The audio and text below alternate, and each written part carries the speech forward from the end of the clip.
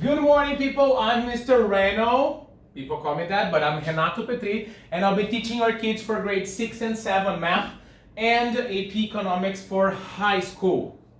Well, who am I? I am Renato Petri, as I told you. I'm 33 years old, and I'm from Porto Alegre, but raised in Canoas. I am majored in mathematics teaching, Matemática Licenciatura at the Federal University, URGS.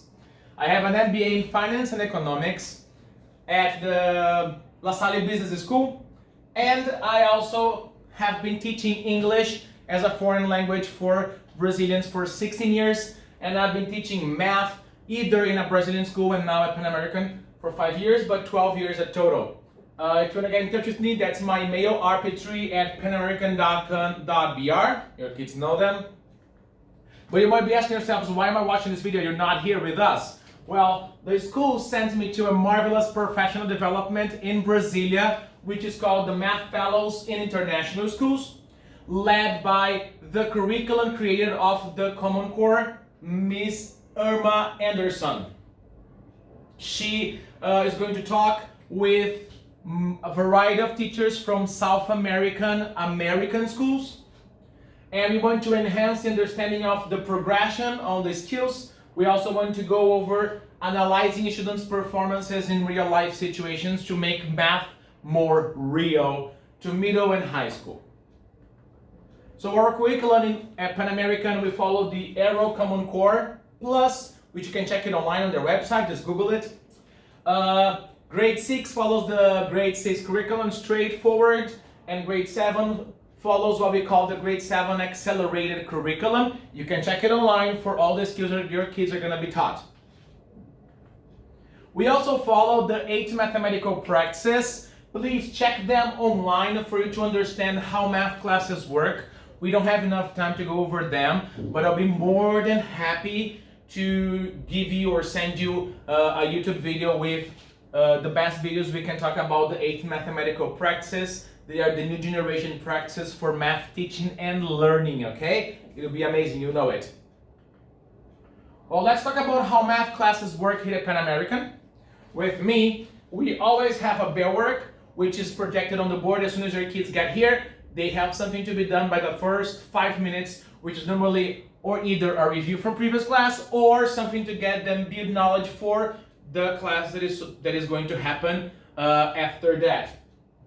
Then we go over the agenda of the day, in which I give them the goal, the objective of the day, followed by the inquiry of the day, which is a question that must be answered by the end of the class. With this question, with this inquiry, they are going to build understanding and knowledge and sense of these skills or clusters, and then we're going to practice either online on the platforms we have or with extra people that are going to be given to them. Okay? To be assessed, they're going to be assessing projects that can be done and will be done either individually or in pairs or in groups, and assessments in class that will also be done either individual, in pairs, or groups. We have a variety of platforms that are used here at Pan American School. Google Classroom, that I hope you all know now. You're all signed up with the correct email so you get your weekly news for what your kids are doing in class.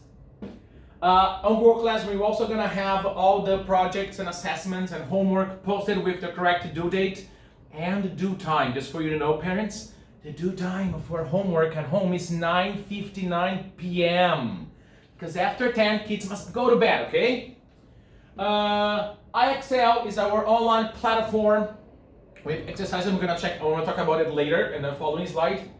Khan Academy, most of you already know, it's a widely known platform with videos to help kids build mathematical foundational skills.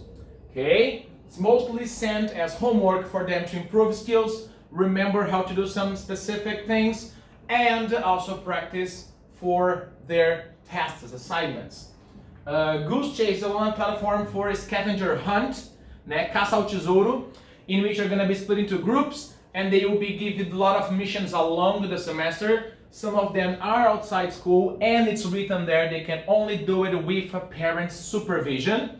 Like, for example, going to museums, going to parks, and don't worry, I'll always take you to safe places. Okay? Don't worry about it. It's not mandatory, but it's something that we want to build community and build knowledge of math around them so they can see math in their everyday lives.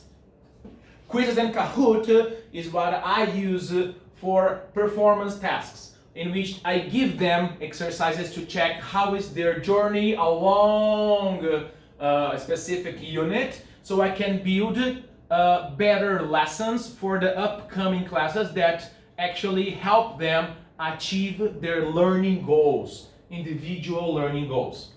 This is the IXL platform. Most of you already know from elementary. For those who are new, it's an online platform with exercises separated in skills and grade level. This is the screen of a teacher when the kids are doing Excel in class. So as you can see here, I have their names. I have the skills that they're testing. They're doing exercises, the points they have achieved so far, and the 5 last questions answered with red for incorrect and green for correct. You must know that whenever I am sitting there by my desk and you pass by my door and see me, I'm not sitting doing nothing. No, actually I'm checking their journey in these skills live. Okay, because I can check the pause button if your kids try to go to another tab, open YouTube, open Spotify, check something online that is not Excel. This pause button appears next to your kid. If your kid gets 3 questions incorrect straight in a row, oops, they need help. This button appears next to your kid's name, and I go straight to their desk and I have a one-to-one conversation on how we can get better in that specific skill. Okay? They always post on Google Classroom with how much points they need to get as their achievement for the day, and I give extra points for people that go over 100, which is really difficult. So bear in mind, don't try to get your kids to do everything up to 100 because sometimes it's really difficult. They get frustrated, okay? Criterion assessments. We have 4 criterions in math. 1, criterion A, knowing and understanding is the pure math, a matemática pura, what we know, equations, calculations, things to be done straight away. No story behind, okay? Pure numbers and equations. Criterion B, investigating patterns. When they have a criterion B test, believe me and believe them, they don't have to study because they're gonna build knowledge along the test. They will learn something new through the test by finding patterns and creating patterns, okay? It's been really successful, and this is what MYP asks us to do as well. Criterion C, communication. They're gonna be assessing either written and oral communication throughout the whole year. How they build their knowledge, how they report the logical structures that they find and the logical sentences, mathematical sentences, correct units of measurement, everything, okay? Criterion D, the real life situations, which are all the story problems, okay? That we have, always specific to real life situations, which are not to force things, okay? You can check later on this PowerPoint, it'll be posted on our open house folder. Now you must be asking, how can I help my kid? Now I know that they have IXLs, they have Khan Academy, they have Google Classroom, they have passes, they have group projects, individual projects. So I want to give you 1 minute. This person here that is next to us is going to pause the video and you're going to talk for 1 minute on how you can help your kids to be successful.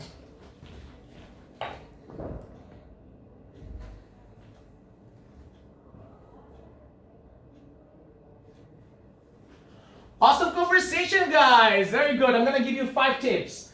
Tip number 1, create opportunities to be involved with your kid and give back to them something.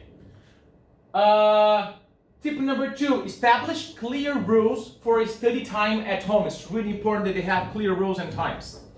Number 3, provide a positive and safe environment for study time, which is really important. Some kids like to listen to music. Believe they can sometimes. Some kids really do better when they listen to music, when they have a TV on the background, when they are walking around and not sitting straight forward.